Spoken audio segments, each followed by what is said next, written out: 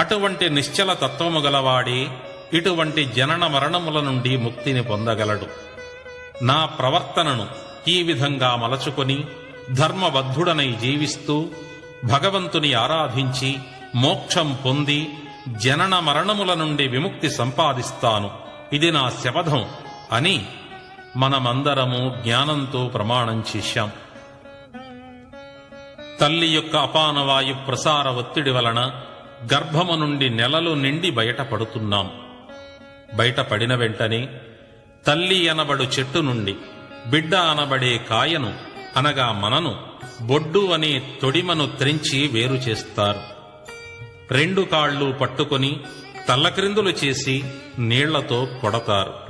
ఈ నీళ్లకు కలినీళ్లు అని పేరు. ఈ కలినీళ్లు మన శరీరాన్ని తాకిన మరుక్షణంలో భగవంతుడు తల్లి గర్భం